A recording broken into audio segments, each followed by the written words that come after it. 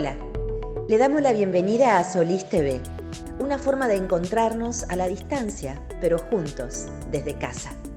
El espectáculo está por comenzar.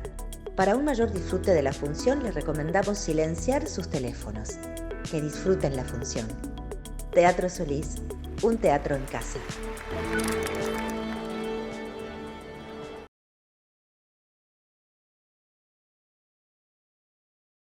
Bueno, buenas tardes a todas, todos.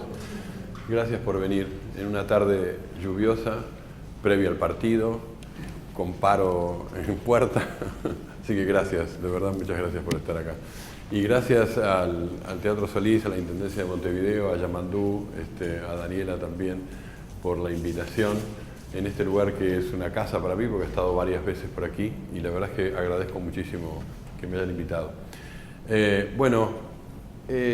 En el día de hoy la propuesta, charlando con la gente del Solís, era trabajar sobre la obra de este artista plástico y este artista tan particular que es Ai Weiwei. Y lo primero que quiero contarles es que yo soy sociólogo, trabajo sobre temas de comunicación y cultura, yo no soy especialista en arte, no soy un crítico de arte, no tengo esa historia en mi formación, pero sí me ha interesado mucho la obra de Ai Weiwei, a quien vengo siguiendo hace muchos años. He escrito algunas cosas sobre él. Él estuvo en Buenos Aires en una muestra en el año 2018, el año pasado, que se hizo en la Fundación Proa. Y conocí su obra de manera directa, pero también en otras ciudades.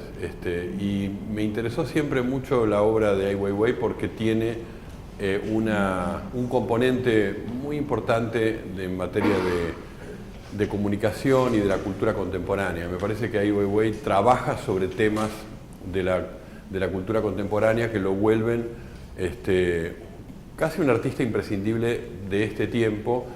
Y tal vez sea el artista chino más conocido globalmente. Es alguien que tiene un trayecto global muy importante. Es alguien que lleva su obra a muchas ciudades. Ha tenido siempre una tensión muy grande con el gobierno chino. Ha estado preso muchas veces, le han quitado el pasaporte, hicieron con él muchas cosas, que ahora vamos a ver algunas de las cosas. Pero él siempre volvió a China y siempre estuvo en esa relación de tensión. Y yo creo que una de las razones por las cuales la obra de Ai Weiwei es interesante y vale la pena verla es porque mantuvo siempre su creatividad, su potencia creativa en relación a su situación personal, política, su situación familiar, a su situación casi de vida cotidiana, con el gobierno chino, muy tensionado con el gobierno chino. Y creo que eso, a diferencia de otros artistas que podían haber significado simplemente una emigración hacia otro país, que seguramente le ofrecerían un lugar para trabajar, lo que a él lo motiva es trabajar en China, desde China, y con temas que tienen que ver con la cultura china. Pero sin embargo, vamos a ver, y me gustaría mostrarles algo de su obra. Hay cosas que tienen que ver con la aldea global, o sea, que tienen que ver con la sociedad contemporánea, que va mucho más allá de China, ¿no? Ai Weiwei es hijo de Ai Qing, que es un escritor, un poeta, un artista también, ¿no? Un escritor muy importante en China. Esta foto es ahí en 1958. Él nació en el 57, así que él tenía un año, algo así, en la plaza de Tiananmen, que va a ser un lugar para él muy importante en su creatividad también y en su interrogante por los episodios de esa famosa plaza. Hace exactamente en junio del 89, fue una matanza muy grande en esa plaza, hace exactamente 30 años, que ahora vamos a ver cómo él también tematiza. Siendo muy joven, él se va a Nueva York en el año 1983 y hace una estancia en Nueva York, se reúne ahí con muchos artistas, con ciertas vanguardias estéticas en Estados Unidos. y está muy impactado por la obra de Andy Warhol y por todo el arte pop, es decir, es parte de lo que fue, cómo se nutrió Ai Weiwei, y tuvo mucha formación en ese momento sin haber sido en ese momento alguien que produjo una obra, ¿no?, en su estadía en Nueva York. Esa fue una estadía más bien de aprendizaje, ¿no? Yo voy a tomar arbitrariamente y decir cuál creo yo que fue como el acto fundante de cómo fue conocido Ai Weiwei y por qué lo hizo y qué pasó de su aparición global. Y es esta obra, que es una de las más conocidas de él, ¿no?, que se llama, además, Dejando caer un jarrón, de la dinastía Han, ¿no? Es eso, ¿no? Esta obra es una performance que la hace, la planificó él y la realizó en el patio de la casa de su mamá, o sea, tampoco lo hizo en ningún museo ni nada, y planificó 3 fotografías que están ahí, y que es simplemente cómo deja caer un jarrón, ¿no?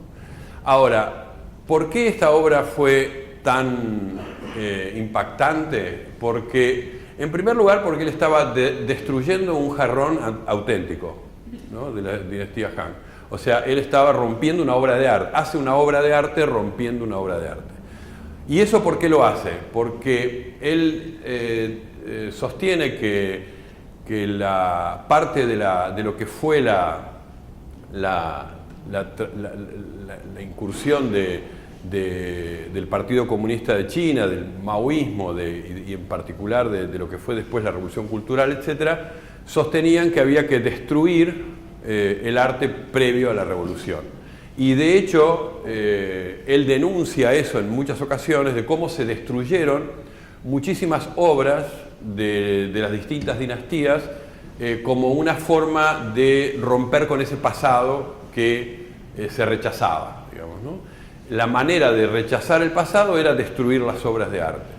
Entonces él decide hacer una performance donde él hace lo mismo que se hizo en algún momento, el régimen chino hizo destruyendo obras de arte, ¿no? Y destruye este jarrón. Y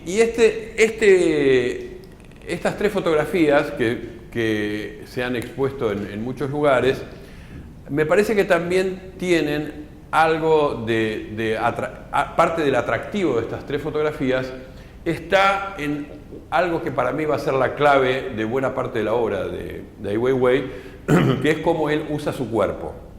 Si ustedes miran las 3 fotografías, él está casi idéntico en las 3 fotografías. Él deja caer el jarrón, no lo tira, ¿no?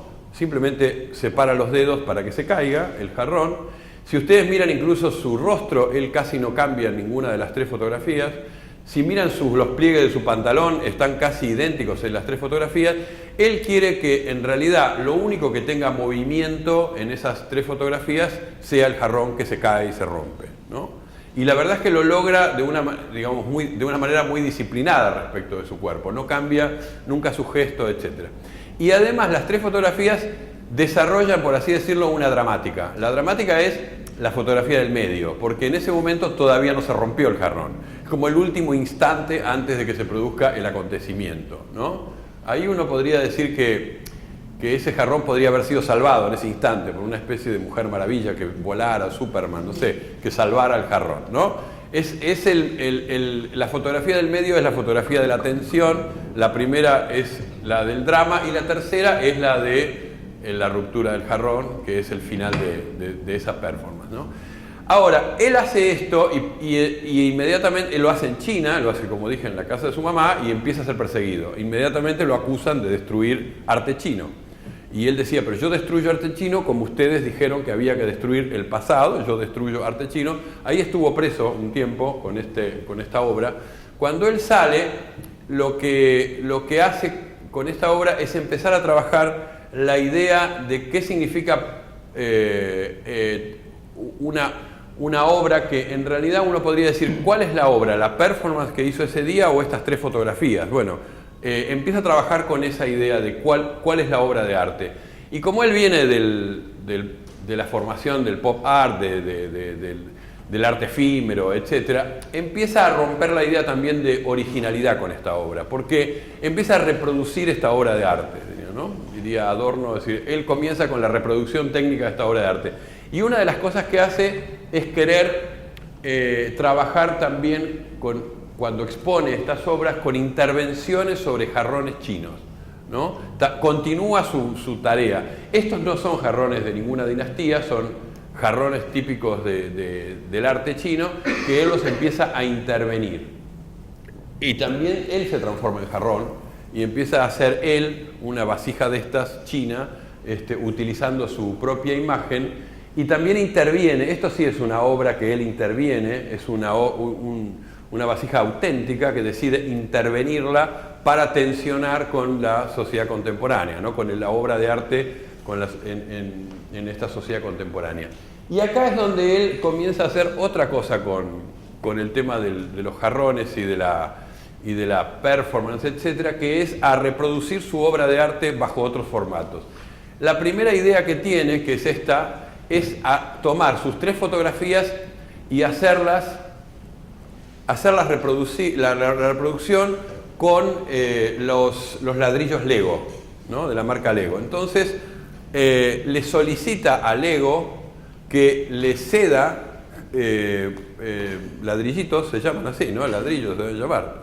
Los ladrillitos Lego en distintos tonos de blancos, negros, grises, etcétera, para poder hacer esta obra en una típica obra del pop art que él aprendió en Estados Unidos, con objetos de la vida cotidiana, con objetos con los cuales utilizamos. Entonces decide hacerla en ladrillitos Lego. Lego le responde, ya él tenía mala fama en China y por lo tanto Lego le responde que Lego no quiere como empresa asociarse a un artista plástico como él, ¿no? Entonces él decide poner una vasija, un latón, en una especie de gran mall, de gran shopping, en Shanghái, y le pide a la gente que deje ladrillitos Lego para poder hacer su obra, ¿no? Cuando él hace esto, la empresa Volkswagen ve en eso una oportunidad y dice: nosotros sí nos queremos asociar a usted. Entonces empiezan a poner autos Volkswagen, de los escarabajos descapotables, para que la gente tire adentro ladrillitos para Ai Weiwei, y así junta miles y miles de ladrillos y sin quererlo demasiado se asocia con una empresa capitalista, Volkswagen, etcétera, sobre la cual después va a trabajar mucho él, tanto con los Legos como con la marca Volkswagen, ¿no? Hace esta obra que está ahí, y también lo que hace es empezar a... Ustedes ven que hay otras imágenes que están puestas ahí. Empieza a empapelar paredes, que es otro de sus recursos, empapela paredes, y lo que hace con la obra es empezar a darle a las mismas fotografías distintos formatos, y las planta, las pone en distintas paredes y en distintos lugares, y la empieza a hacer circular por el mundo, ¿no? Como una obra, insisto, que tiene lo inquietante de la obra en sí mismo, pero que también tiene todo su debate con lo que fue el modo en el cual se rechazó el pasado en China, ¿no?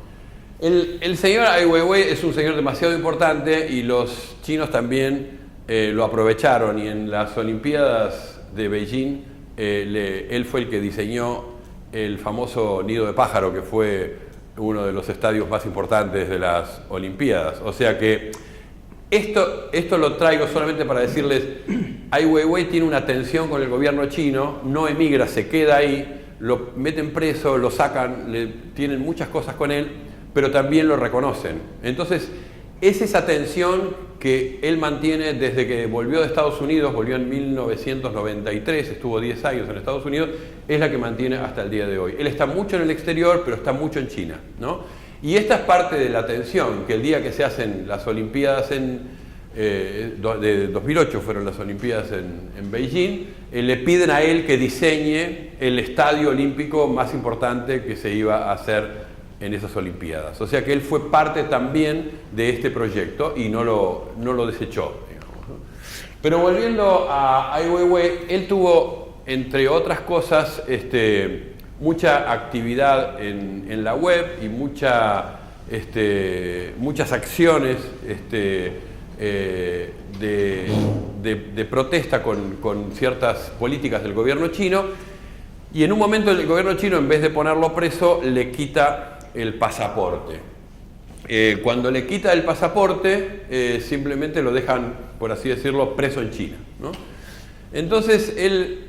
y hacen otra cosa, le llenan de cámaras su cuadra y la puerta de su casa, ¿no? Empiezan a vigilarlo. Ahora voy a contar también que Ai Weiwei tiene todo un tema en su obra con el tema de la vigilancia y de la mirada de los otros, ¿no? Este hecho de que le quitaron el pasaporte estuvo asociado también a acusarlo de que él estaba conspirando en contra del gobierno chino, porque él estaba apoyando a una serie de movimientos que existían de gente que estaba en las redes, en blogueros sobre todo, que empezaron a denunciar acciones del gobierno chino en general de violación de derechos humanos, digamos, ¿no? Lo acusaron a él de haber sido el instigador de esto, y lo acusaron a él también de varios delitos más, ¿no? Que después terminan en la cárcel. Pero en este momento le quitan el pasaporte. Cuando le quitan el pasaporte y le ponen cámaras en la cuadra de su casa y en su casa, él decide hacer esto, esa es su casa. Él decide poner una bicicleta, que es un símbolo chino muy importante, es el gran medio de transporte en China. Él decide poner una bicicleta en un canasto y un ramo de flores. Y decide que ese ramo de flores él lo va a cambiar personalmente todos los días. Todos los días que él estuvo sin pasaporte, él puso un ramo de flores y le sacó una foto a ese ramo de flores. Y después con eso hizo muestras, paredes de los ramos de flores, ¿no? Esta muestra estuvo, por ejemplo, en la muestra que hizo en la Galería Proa de Buenos Aires, que son esas inmensas paredes llenas de fotografías, y cada una de esas fotos tiene marcado allí por la cámara que lo sacó el día y la hora en que lo sacó, ¿no? ¿Por qué me interesaba esta manera de trabajar de Ai Weiwei? Porque me parece que es uno de los ejemplos que tiene casi toda la historia de Ai Weiwei con la tensión que él tiene permanente con el gobierno chino, que es Ai Weiwei se somete a las reglas que el gobierno chino le pone y con eso hace algo. O sea, toma la fuerza que le imprimen a él en su contra, y él con eso a mí me gustaba comparar esto con el judo, ¿no? El judoka es un deportista, un atleta que está esperando qué hace el otro. Cuando el otro hace un movimiento, trata de usar esa fuerza que ejerce el otro en beneficio propio, ¿no? Ai Weiwei casi toda su vida con el gobierno chino ha tenido esa tensión. Todo lo que le infligen a él dice, yo tengo que estetizar esta punición, este castigo. Y entonces trabaja sobre la manera en la cual lo persiguen a él, ¿no? Este es un ejemplo, cómo él transforma la protesta de no tener el pasaporte en una canasta con flores diaria, y el gobierno chino efectivamente queda ante estas acciones de él bastante desconcertado, y empieza ahí a trabajar con el tema de la bicicleta china, y hace esto es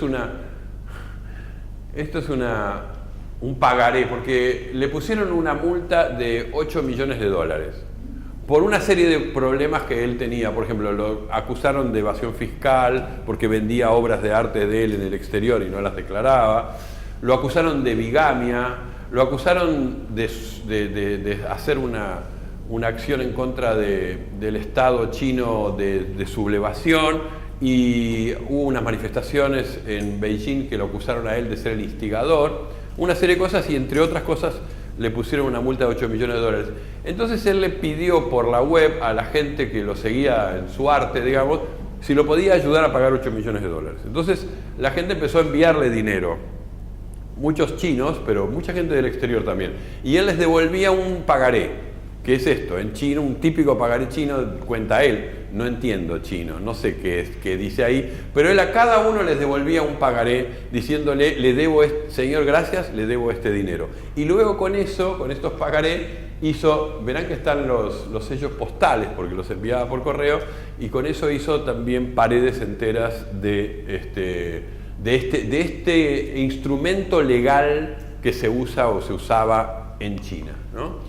Empezó a trabajar con las bicicletas e hizo estas muestras de las bicicletas, que son muestras callejeras, que son obras de arte que en realidad lo que hacen es tomar la típica bicicleta china, despojada de todo, diría yo, y hacer estas representaciones, estas formas en espacios urbanos.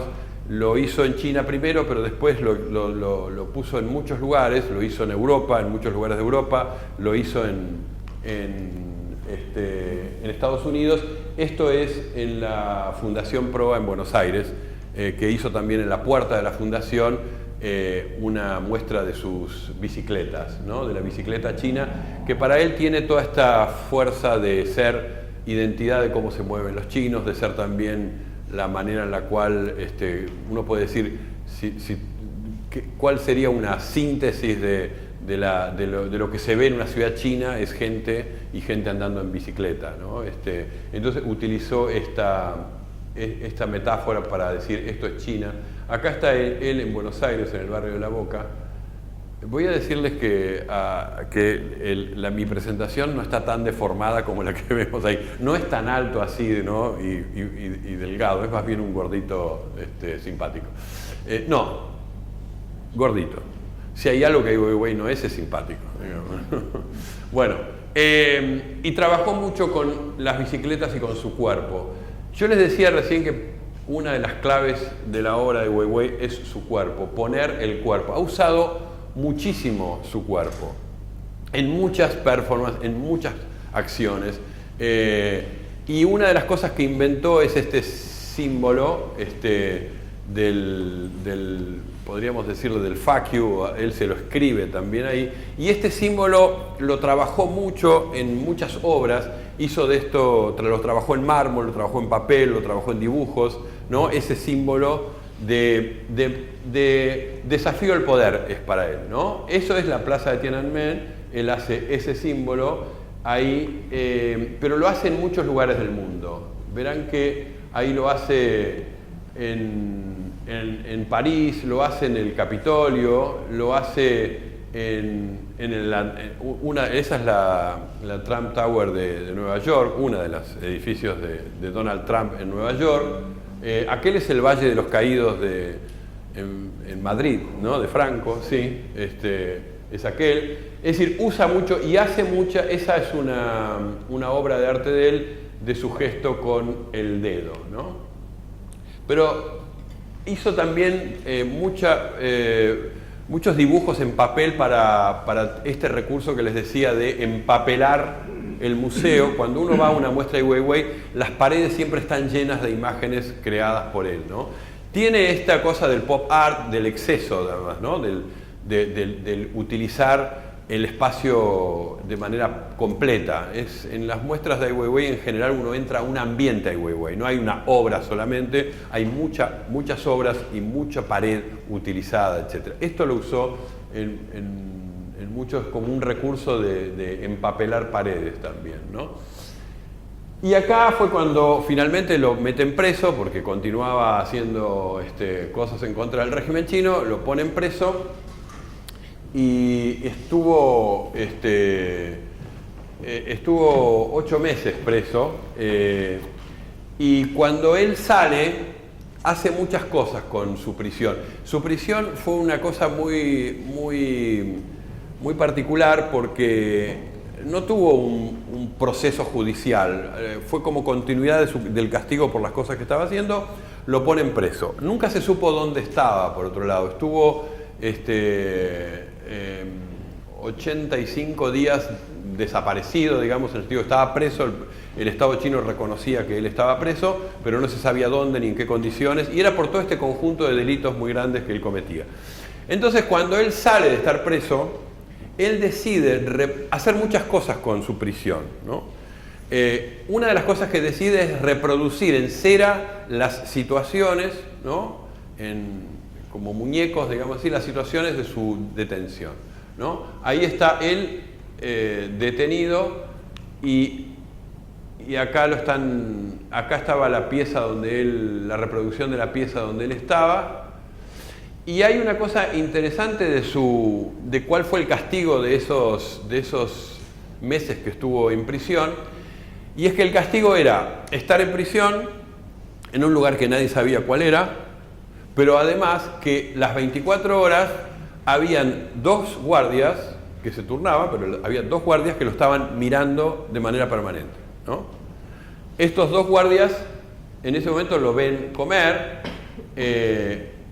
cuando iba al baño también lo acompañaban, o sea, los guardias estaban cuando él dormía, él estuvo las 24 horas mirado, ¿no?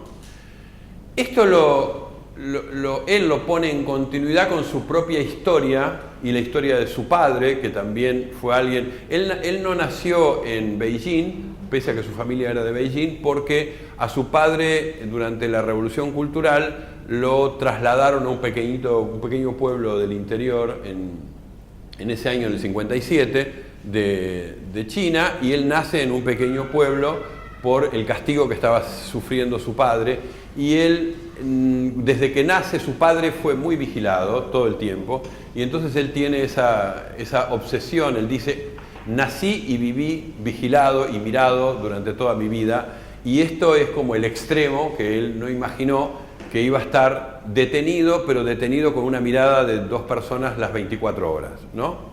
Pero en vez de hacer de esto un panfleto, él hace arte. O sea, él lo que responde como el judoka es: ¿qué puedo hacer con esto como creatividad, digamos, ¿no? Entonces hizo estos muñecos de cera, y cuando salió de la cárcel, el régimen chino multiplicó las cámaras que lo seguían. Él estaba permanentemente seguido en sus trayectos por Beijing y en la puerta de su casa por cámaras que lo registraban. Entonces dijo: bueno, dado que me registran todo el tiempo, se están perdiendo registrarme cuando yo estoy en mi casa. Entonces puso 4 cámaras en su casa y reproducía su vida cotidiana las 24 horas. Dijo: bueno, vamos a estar completamente vigilados, ¿no? Y hacía esto. Él puso, esa es una toma en la web de él durmiendo, una cámara puesta por él.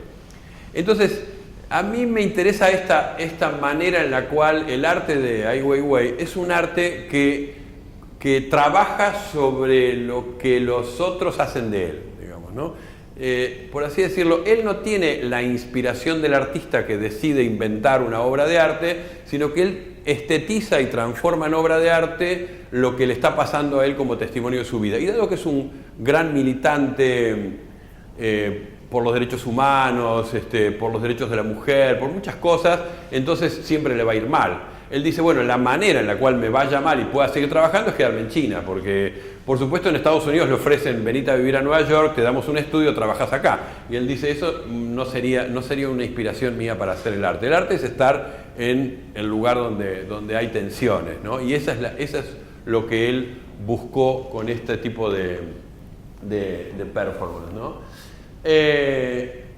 Y la otra cosa, ahora sí le voy a pedir a Yamandu que me ayude es la parodia que hace como lenguaje de resistencia. Hace un video que se llama Dambas o Dumbas, como quieran llamarle, cuando sale de la cárcel. Y trabaja mucho con las artes visuales en todos los planos, es decir, trabaja con el dibujo, con la pintura, ahora vamos a ver que trabaja con muchos materiales, pero además hace muchos videos. Este es un video que está en YouTube y lo pueden ver. Es un video que él cuenta, es un video largo, que dura 5 minutos, que él cuenta, estetiza también qué fue lo que le pasó en la cárcel, pero lo ironiza en el momento de hacerlo. Vamos a ver un video muy cortito que dura 1 minuto, que sintetiza lo que él contó ahí como video. A ver si Ahí está. A ver si lo podemos ver ahí. Ahí tiene volumen, ¿no? Sí.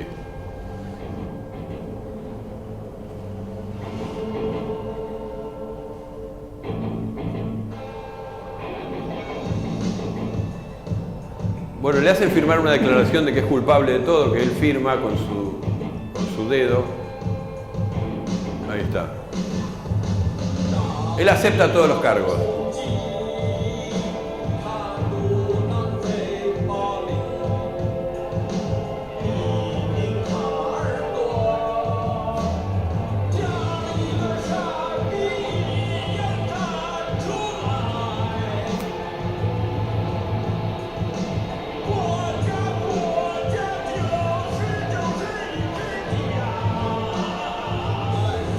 Ese es su hijo.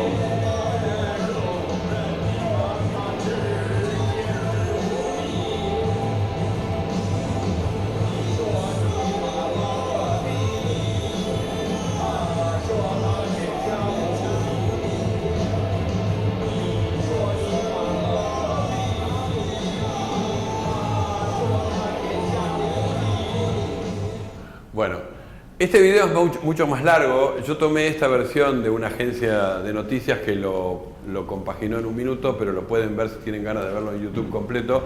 Es un video donde él estetiza su experiencia y además la cuenta de una manera muy onírica porque aparecen muchas imágenes muy raras. Él sueña en un momento que en la cárcel entran mujeres como si vinieran de un cabaret, pero después son soldados y hace esto, el travestismo de él mismo, ¿no? Él se transforma en ese personaje, ¿no? y termina, digamos, en un momento del video también él sometiendo a los guardias. O sea, lo que él hace es trabajar con un lenguaje, diría yo, más bien de las vanguardias estéticas del principio del siglo, ligados más al onírico, al psicoanálisis, etc. Bueno, él trabaja desde ese lugar para hacer muchas piezas que tienen que ver con redimir a partir del arte aquello que le está pasando como experiencia personal, muy dramática, pero él no hace de ese dramatismo una especie de pura queja respecto de lo que le pasó, sino que, por así decirlo, denuncia su situación utilizando el arte como herramienta, ¿no? Por eso yo les decía que una de las gracias que tiene su obra es justamente entender cómo él la puede producir porque está en tensión permanente con un régimen político, digamos, ¿no? Y les decía que las imágenes siempre fueron su obsesión, porque a él lo registraron mucho en su vida y él registró mucho su vida. En realidad, cuando él estuvo en Buenos Aires, que yo no pude verlo personalmente porque no estaba en Buenos Aires, él llega a Buenos Aires y pide algunas cosas, ¿no? Una de ellas es ir a un barrio, a una villa, a un barrio muy carenciado de Buenos Aires, que lo llevan allí. Y desde que él baja en el aeropuerto hasta que él va a la galería y después de ahí lo llevan al barrio y vuelve, él registra todo con su celular, ¿no?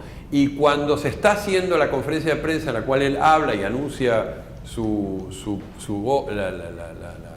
lo que es la apertura de la muestra de su obra, él está también registrando a la gente que viene. O sea, él tiene esa obsesión de registrar lo que le está pasando y lo que le pasa a los otros y lo hace de manera constante.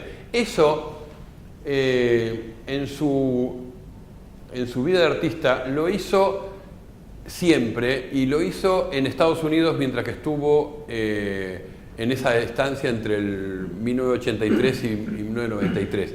Imagínense que en esos años, en los 80, no había celulares y las cámaras eran analógicas y mucho más rústicas.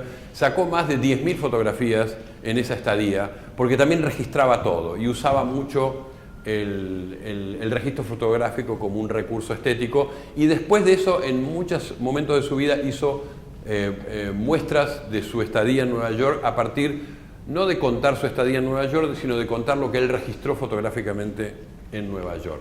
O sea que él tiene un trabajo con las imágenes muy grande. Este fue una de las fotos más polémicas que circuló por el mundo, porque en un momento él empezó a trabajar todo esto anteayer, por supuesto, en el sentido que creo que esta obra es de 2016. Él empezó a trabajar con todo el tema de los refugiados en el Mediterráneo. Viaja al Mediterráneo, va a Grecia, va a Turquía, va a Macedonia, va a muchos lugares donde hay refugiados, a los campos de refugiados, y él se conmovió mucho con una foto de un niño sirio que está ahí, que apareció en todos los... que muere así. Esa foto de arriba es verdadera, es muy dramática esa foto, en una playa turca. Uno de los cadáveres que llega es de este niño que fue identificado, que se sabe quién es, que se sabe su historia, que se sabe de dónde salió, etc. Y él decide poner su cuerpo como el cuerpo del niño, ¿no? Y hace de esta fotografía una fotografía polémica, digamos, ¿no? Fuerte. Pero justamente eso es lo que él habla así. Él dice: lo que está pasando en el Mediterráneo nos tiene que hacer reflexionar en qué estado estamos como civilización. Y si esto les parece fuerte, el más fuerte son los que están muriendo, ¿no? Después estetiza esto también trabaja mucho la cerámica, en muchos jarrones, etcétera, que ahora voy a mostrar, y empieza a trabajar con el tema de los refugiados y los derechos humanos. Va personalmente esto lo hace en el 2016 y 2017, va personalmente a los lugares donde están los refugiados. Una vez más, lo que hace Ai Weiwei con esto es cómo hago una denuncia global, política, internacional, sobre cómo Europa le está dando la espalda a ese drama, tremendo drama humano. Alguna vez se dijo si podía haber filosofía después de Auschwitz, ¿no? Una frase que ha quedado en la historia de nuestra cultura, y uno puede decir que él viene a traer si puede haber arte y pensamiento después de la muerte en el Mediterráneo, ¿no? De las miles de personas que siguen muriendo en el Mediterráneo. Y él trae ese tema yendo otra vez, ¿no? Yo les dije, para Ai Weiwei poner el cuerpo es un recurso que hace permanentemente. Él va al Mediterráneo, va a los campos de refugiados, va a estar y vive ahí en el campo de refugiados, y además ve cómo algunos organismos internacionales como la Cruz Roja o ACNUR u otros recuperan a ciertas poblaciones de ahí, las relocalizan, a otras no, y empieza a trabajar con el tema de los derechos humanos en esos campos y cómo funciona ahí el tema del respeto de los derechos de esas personas.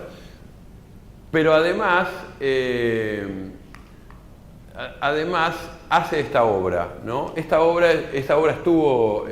tiene muchos formatos, esta obra, que tiene una fuerza dramática muy grande. Esta obra estuvo esto es en la Tate Gallery de Londres, y verán que además hay cuerpos que están ahí en el piso, ¿no? Hay que la puso en altura y la puso también en muchos lugares donde hizo sus presentaciones. Les dije recién que su conexión con el arte del pop art es además el tipo de materiales con los cuales trabaja, la estética, pero además la deconstrucción de la idea de que no hay una obra de arte, sino que es ese proceso en construcción. Allí donde va, él está creando en ese momento y para ese espacio esta misma obra adecuada al lugar donde se va a exponer. En Buenos Aires la puso ahí también en la galería pequeña que había, no tiene, la galería Proa no tiene este espacio, y es esta, ¿no? Esta es la que estaba en Buenos Aires. Esta obra, que es muy conmovedora, esta obra está hecha con unas bolsas de residuo, bolsas negras de plástico de residuo. O sea, él trabaja la idea de los restos humanos. Esas personas no se les reconoce derechos, esas personas son residuos.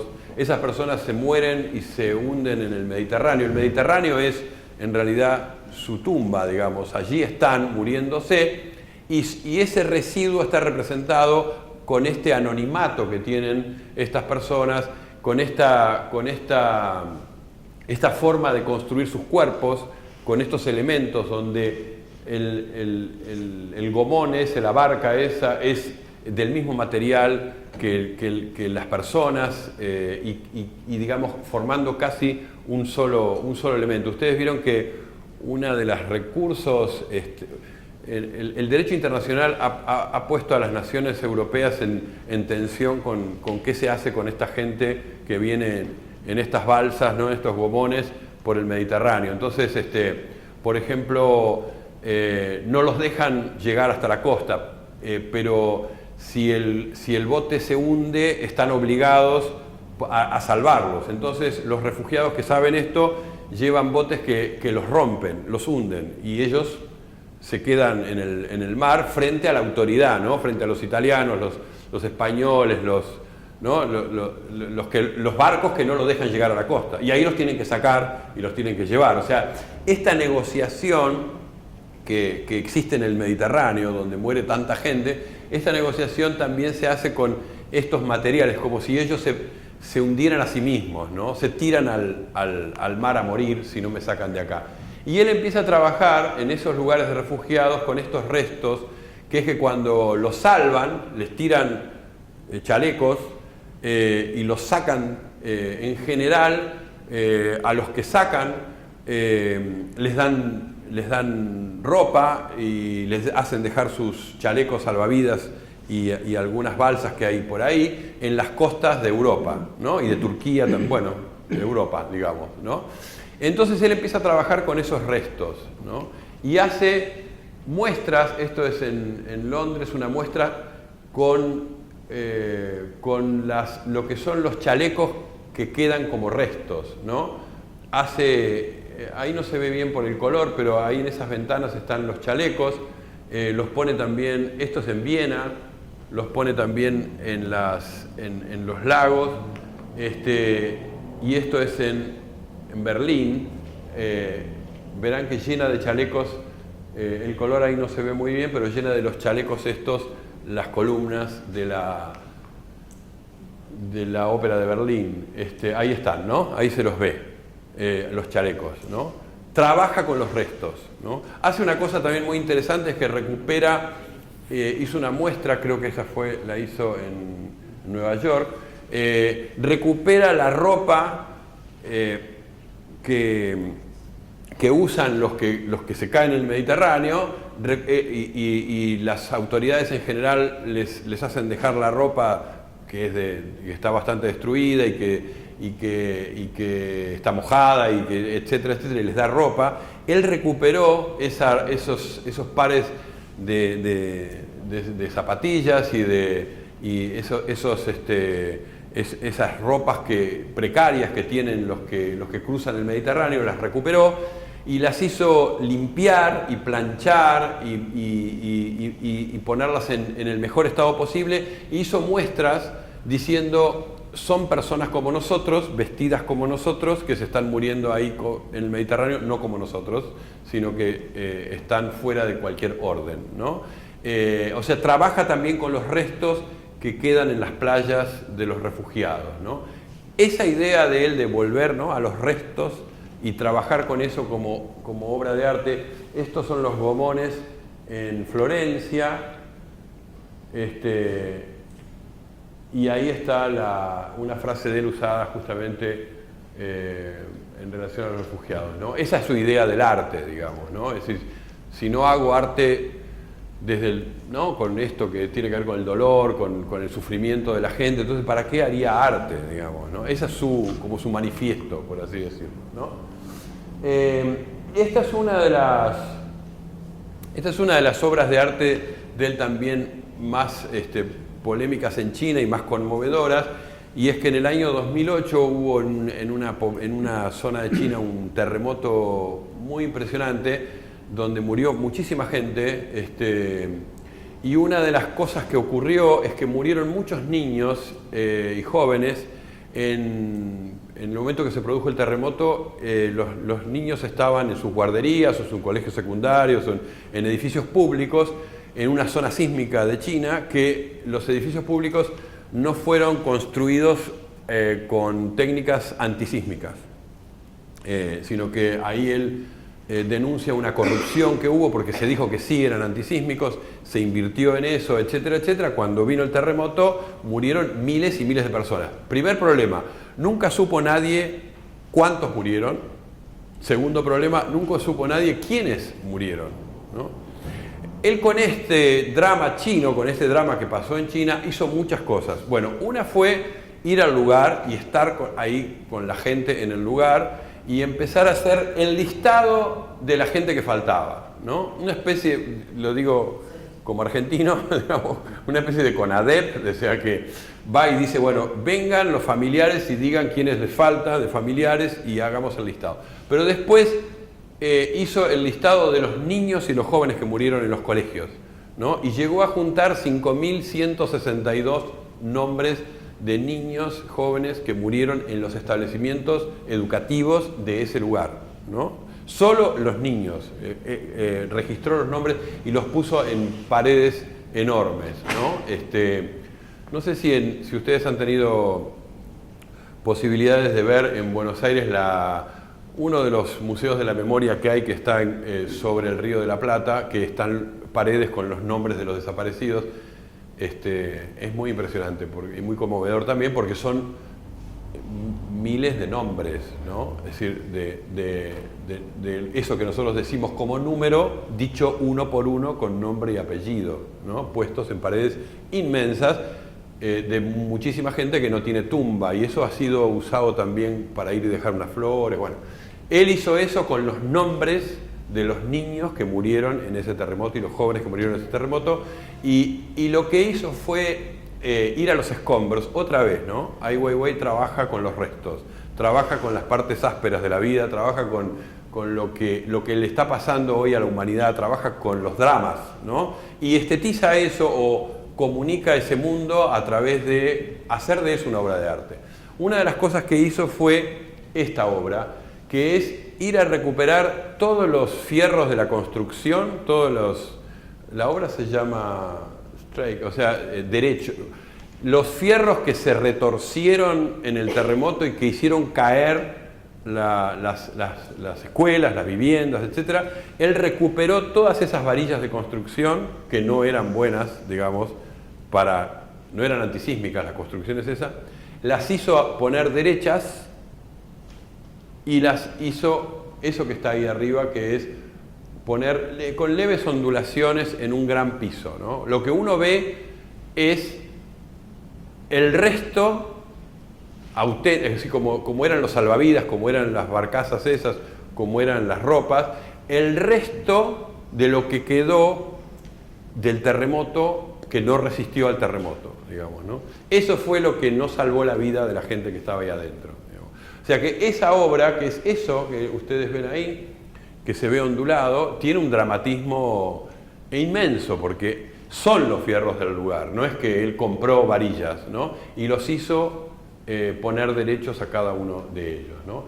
Otra vez, en 2008 fue el terremoto, en el 2012 él hace la muestra, ¿no? Y ahí está el tema también de la sociedad de la vigilancia. Él trabaja mucho con el tema de la mirada, del control social en base al tema de las cámaras. El tema de las cámaras es en todo el mundo un gran tema. Ustedes saben que además hay muchas polémicas sobre el tema del uso de las cámaras en los espacios públicos o privados, ¿no? Hay muchos comercios, muchos lugares de trabajo, ¿no? Hay muchas polémicas sobre este uso. En China hay un desarrollo muy grande de las cámaras. En realidad Beijing no es la ciudad más registrada del mundo. La ciudad con mayor cantidad de cámaras públicas, ¿no? Después están las privadas. Si ustedes entran, bueno, yo trabajo en Flaxo, hay cámaras. Ustedes entran a Flaxo, los registran cámaras, ¿no? En los pasillos. Se supone que es para capturar malhechores. Un día entró un malhechor a Flaxo, fue a la administración y robó plata con un revólver a las 2 de la tarde. Se llevó el dinero. Las cámaras lo registraron. Fuimos a la policía y les hicimos las fotos. Estos son los malhechores. La policía nos miró y dijo, ¿ustedes lo conocen? No. ¿Son alumnos de Flaxo, de profesores de Flaxo? No los conocemos. Entonces nosotros tampoco. Y nos devolvieron la foto. Con lo cual dejamos de registrar, porque no tiene mucho efecto esto, ¿no? Sin embargo, vivimos en la ilusión de que si hay cámaras que registran todo, en realidad esto lleva a la otra discusión, que es a quién registra las cámaras, para decirlo de otra manera. Las cámaras controlan personas, cuerpos, movimientos, etc. ¿A qué personas controlan? En general es para nuestra seguridad. Ustedes vieron que dicen en un local, dice, sonría, lo estamos filmando, es para su seguridad. En realidad debería decir, desconfiamos de que usted se va a robar algo. Entonces le ponemos una cámara y le avisamos que si se roba algo usted va a quedar registrado. ¿Está bien? Bueno, este uso, esta discusión de las cámaras de seguridad, de la intimidad, del espacio público, el espacio público registrado, es una polémica en el mundo entero. La ciudad más controlada por cámaras es Londres. Tiene 500.000 cámaras. En realidad nadie sabe exactamente cuántas, pero se calcula 500.000 cámaras en todo Londres registrando las 24 horas del día, Londres. ¿Está bien? Beijing tiene muchas, pero los chinos desarrollaron algo que es del 2019, o sea, que se conoció ahora, que es no solamente el registro de la cámara, sino programas que tienen la capacidad de hacer el reconocimiento facial de las personas, ¿no? O sea que es un 2.0 de las cámaras. Uno es registrar a alguien, otro es identificar a ese alguien, ¿no? Él trabajó mucho con esto porque él dice, yo nací vigilado, viví vigilado, toda la vida fui registrado, vigilado, etc. Y empieza a estetizar la vigilancia, ¿no? Hace este pedestal estuvo también en la muestra en Buenos Aires, que el mármol y la majestuosidad del pedestal le da a la cámara como una cierta, ¿no? Una cierta seniority, ¿no? La pone ahí como algo importante y trabaja también con los empapelados de las cámaras, ¿no? Trabaja mucho. Verán que el empapelado tiene las cámaras, tiene unas esposas, ¿no? Que él también las trabajó en madera, y tiene también unos pajaritos que son una mezcla de Twitter y libertad o algo por el estilo, ¿no? Es decir, unos pajaritos extraños ahí que él pone, ¿no? Y estas él tiene un Instagram donde todo el tiempo también está subiendo imágenes, todo el tiempo está subiendo imágenes, y ayer subió esta. Cuando yo estaba acá, ayer, sube esta. Una característica que tiene Ai Weiwei de su obra y de sus fotos, por ejemplo su Instagram, es que Ai Weiwei nunca explica nada. Todo lo que yo estoy diciendo a Ai Weiwei es un invento. En realidad él nunca declaró nada de todo lo que yo estoy diciendo, ¿no? Uno ve sus obras, nos juntamos la gente que nos interesa, leemos sobre él, sobre su vida, sobre su historia, pero el día que él hace una conferencia o él cuenta algo, jamás cuenta nada que tenga que ver de por qué lo hice, cómo lo hice, etc. Esa es mi obra, dice, punto. Cuando él sube fotos en Instagram, que tiene un Instagram muy activo, nunca dice, por ejemplo, dónde fue sacada la foto, de qué esquina, de qué lugar es eso. Y hay muchísimos seguidores que tratan de deducir, o por ejemplo, bueno, hoy está en Bruselas, así que esa debe ser de Bruselas, hoy está en Shanghái, debe ser de Shanghái, ¿no? Es decir, es un enigma también, ¿no? ¿Qué es lo que él cuelga ahí? Pero esas cámaras son de ayer, ¿no? Y esta es el trabajo sobre las tradiciones. Él hizo el mapa de China con maderas. Esto es una obra extraordinaria que también pude ver de cerca, muy interesante. El mapa de China con maderas chinas. Él trabaja con muchos materiales que hacen a la historia de China. Esta es una de las obras más bellas, me parece a mí. Él trabaja mucho con Duchamp. Duchamp lo impactó mucho a él, ¿no? Cuando fue sobre todo a Nueva York, conoció la obra de Duchamp, y él, sin decirlo, pero este es un homenaje a dos cosas. Una sí, él la contó, una es a la banqueta donde Duchamp clavó la rueda de bicicleta, ¿no? Esa obra clásica de Duchamp. Él en vez de agarrar la rueda de bicicleta, ¿no? Agarró la banqueta, ¿no? Y agarró la banqueta y la hizo con algo que él sí contó en un reportaje, en sus hoscos y difíciles reportajes, porque no cuenta demasiado, pero contó que él tomó banquetas de las escuelas chinas, porque él dice cuando él era chico, él iba a la escuela y en las escuelas chinas no había bancos. Entonces los bancos se los llevaban los chicos y literalmente llevaban un banco, o sea, una banqueta de madera casera hecha por los padres en general o por alguna de la familia o banquetas que usó su hermano o lo que fuera, y se sentaban en sus bancos propios y cuando se iban de la clase agarraban su banqueta y se la llevaban. Él dice que China y esa banqueta, ese banco, tienen una historia muy grande en lo que es la historia de los niños chinos, ¿no? No sé cómo es hoy, él cuenta eso en su infancia y en el desarrollo, digamos, de la escuela que él conoció. Trabaja en ese banco, esos bancos están entrelazados y en muchos lugares los trabajó también como imágenes, un estallido de esas banquetas, pero en realidad la obra los tiene juntos. Y como verán, la obra, por así decirlo, de los bancos tampoco tiene una sola forma, ni una sola cantidad de bancos, ni una sola manera de presentarlos. Él primero estudia el espacio y después hace un encuentro entre el espacio y su obra, ¿no? Por supuesto uno puede decir, sí, reconozco la barcaza negra y reconozco las sillas y reconozco muchas de las cosas que hace. Sin embargo, cómo las hace y cómo las instala tiene algo del arte efímero, es decir, eso lo instaló y se termina ahí, ¿no? Después trabaja con otros objetos. Yo les decía, trabaja con la madera, trabaja con la cerámica, hace una cosa interesante que toma toda la tradición china de los jarrones, de las cerámicas, etcétera, y las hace que tienen un buen lejos chino, digamos así. Vistos de lejos, imita, y además es de buena calidad la cerámica, trabaja con artesanos, etcétera, imita las jarrones chinos. Pero cuando uno se acerca, ahí están las narrativas de los refugiados, de la violencia contemporánea, de las guerras, ¿no? Trabaja ahí están en el Mediterráneo, ¿ven? Ahí están las barcazas, la gente en el Mediterráneo, el mal tiempo. Esos son los motivos, por así decirlo, ¿no? Ahí están cuando se los llevan en camiones a los refugiados, la gente caminando, el tema que en Europa en estos últimos años se dio mucho, ¿no? Gente caminando, gente que llega a las costas de Italia y camina hasta Calais, en Francia, para poder cruzar a Londres, por ejemplo.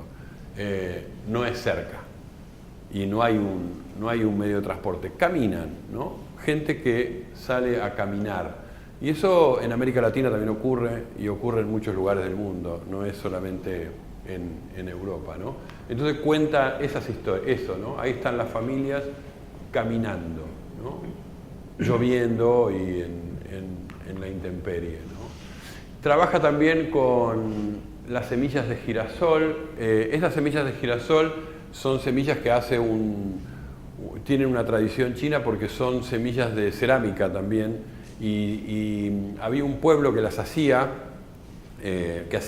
cerámicas y en particular semillas de girasol, y que se fue perdiendo porque ya no se utilizan más como obra de arte. Él recuperó a esos artesanos y los hizo fabricar 100 millones de pipas de girasol de porcelana, a los cuales les pagó. Entonces se volvió a formar a los artesanos que usaban, que sabían hacer eso, las pipas de girasol, una a una, y las instaló en los lugares de las maneras muy raras. La primera vez que las instaló creo que fue en Londres.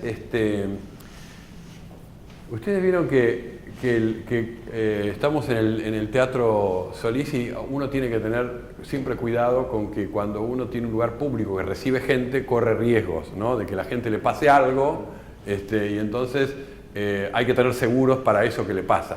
Él tuvo una denuncia, creo que fue en Londres, de que él le permitía a la gente caminar por las semillas de girasol. Esa chica está caminando porque estaba permitido. Y le hizo una denuncia porque se intoxicó con algo de las semillas de girasol, como si el polvo de las semillas de girasol le intoxicó. Entonces le dijeron que ya no cubrían los seguros eso, y entonces ahora hace las mismas instalaciones pero no deja caminar, ¿no? Una instalación así hizo en Buenos Aires, pero sí deja tocarlas, o sea que uno puede acercarse ahí y tocar las semillas de girasol, ¿no? Recuperó también la tradición de la madera, recuperó la tradición de los jarrones, recuperó esta tradición de las cerámicas. Y todo eso empezó a hacerlo en su estudio. Esto es su estudio que lo diseñó él también. No es arquitecto, dice, pero yo quiero el estudio así, y le hizo este dibujo al estudio y empezó a trabajar en construirlo con amigos y hizo este lugar que es un lugar de experimentación, de trabajo a las afueras de Beijing, ¿no? Y ahí empezó a crear un movimiento de artistas, porque el problema de Ai Weiwei es que tiene mucha gente que lo sigue. Entonces empezó a crear un movimiento de artistas que iban a su estudio y empezaron a trabajar con él en sus obras de arte, ¿no? Y se formaban con él. Entonces el gobierno chino una vez más le dijo que eso era en contra del gobierno chino, y entonces destruyeron su estudio y lo volvieron una playa de estacionamiento, digamos, ¿no? Y él también trabajó con esos restos y también hizo cosas con esos restos y sobre todo lo filmó. Él filmó mucho a las máquinas destruyendo su estudio, ¿no? Pero todo esto no lo llevó a irse de China. Igual siguió haciéndolo y dijo, bueno, ¿qué podemos hacer con esto que están haciendo conmigo? Entonces, averiguó por qué, cuál es el motivo por el cual lo iban a censurar su estudio, ¿no? Bueno, primero porque no estaba hecho con normas de construcción, porque la hizo él mismo. Él hizo una villa de autoconstrucción, ¿no? Él hizo una casa en un Cantegrí, o sea, él se la construyó. Entonces eso estaba fuera de norma, ¿no?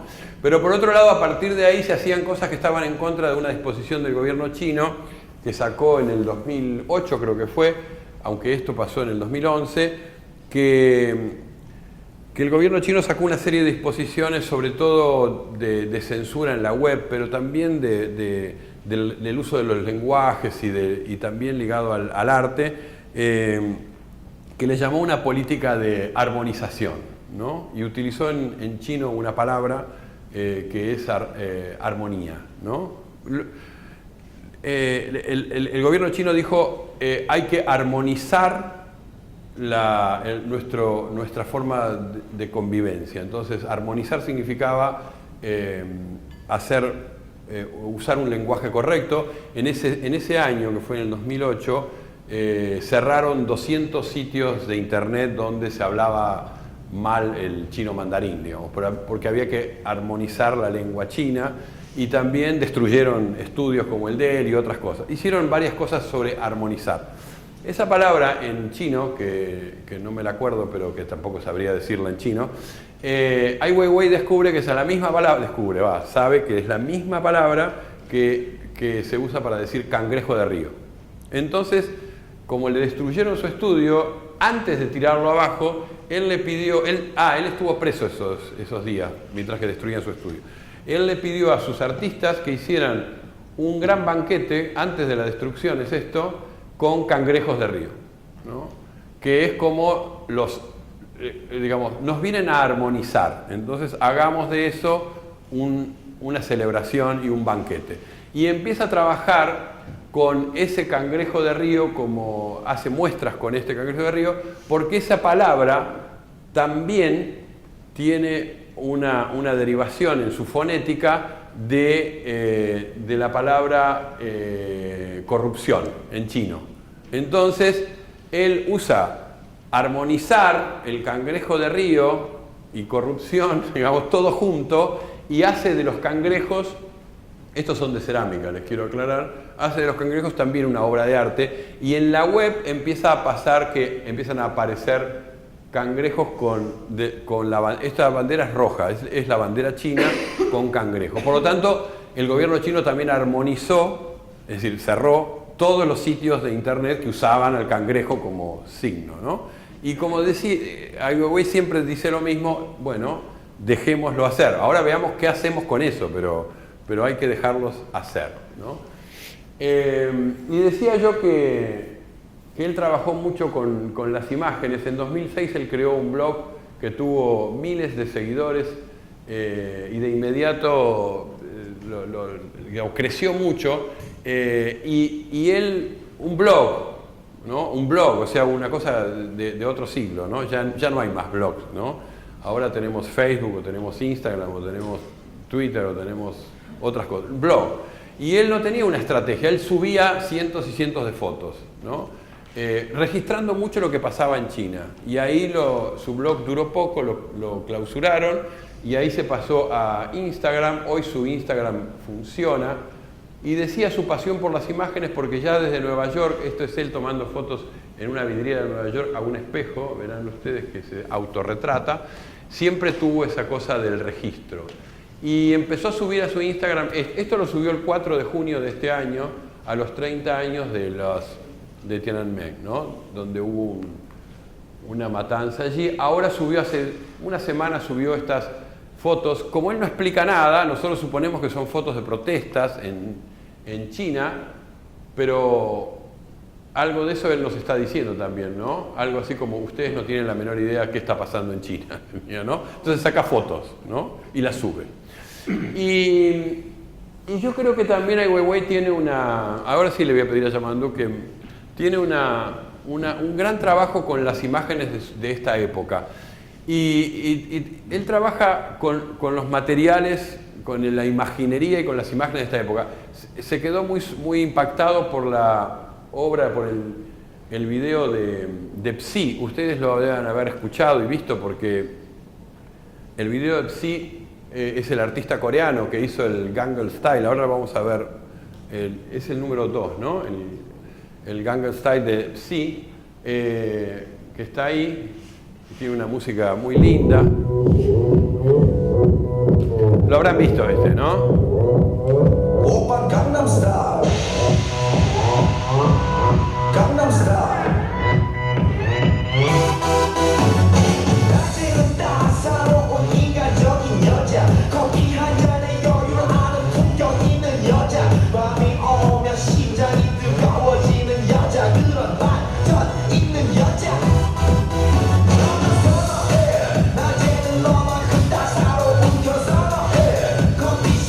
Bueno, lo paramos. Lo pueden ver en YouTube esta noche. O recordarlo, porque lo vieron. Hasta hace poco era el video reproducido en YouTube con mayor reproducción que de toda la historia de la humanidad, diría yo. ¿Cuántas reproducciones tuvo en YouTube hasta el día de hoy? En su sitio oficial. Su sitio oficial. Después tiene muchos otros sitios donde se lo reproduce. No, pero el video de YouTube, es decir, en su sitio oficial, ¿cuántas reproducciones tuvo hasta el día de hoy? Porque lo chequeé en el hotel antes de venir para saber cuántas reproducciones andaba, ¿no? Tuvo un número inimaginable para nosotros. Tuvo 3.250 millones de reproducciones. 3.200 millones de reproducciones.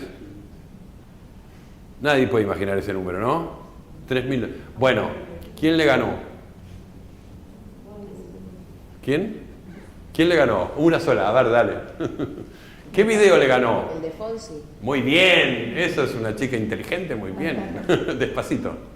6.400 millones de reproducciones. Le ganó por goleada, además, ¿no? Lo duplicó. Lo duplicó. El de Fonsi, ¿lo deben haber visto? ¿Alguna? ¿Nunca lo vieron? 6.200 millones de reproducciones, vale la pena verlo. Bueno,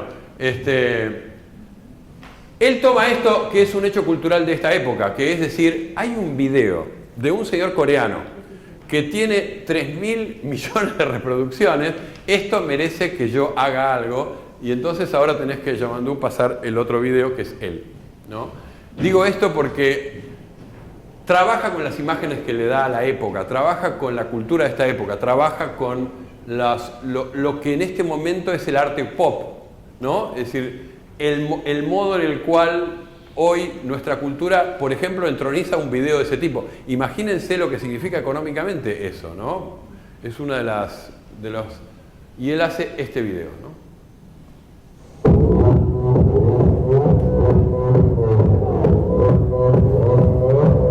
Gangnam Style. Gangnam Style.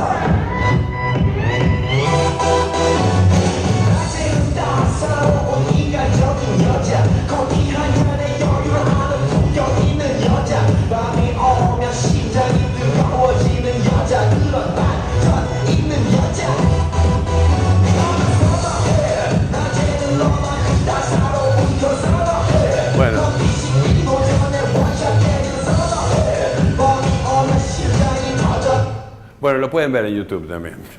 Este es el modo de la crítica cultural de Ai Weiwei también, que es tomar el pop art, tomar los productos de la industria cultural, tomar lo que está pasando, y la crítica es una ironía, la crítica es esto, es una parodia. Hoy trabajábamos que tal vez el género más fuerte de esta época es la parodia, ¿no? El género de los imitadores, el género del humor, el género de los memes, ¿no? La parodia, parodiar algo es hoy un género de la política, por ejemplo, ¿no? Parodiar a los políticos, imitar a los políticos, hablar como los políticos, ¿no? Toda la parodia como género.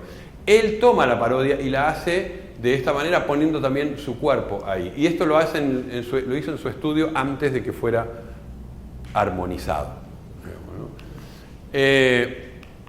¿Y por qué se trabó ahora? No puede ser. Por eso, porque faltaba algo ahí.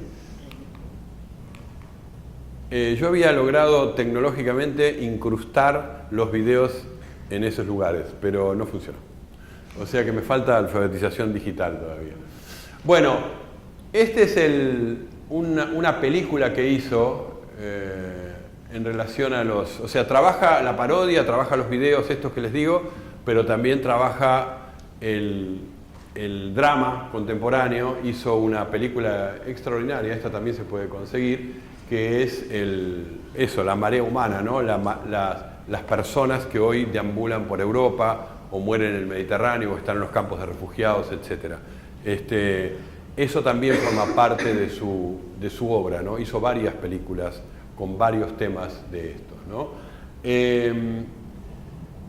Y para ir terminando, deben conocer a Jeff Koons, ¿no?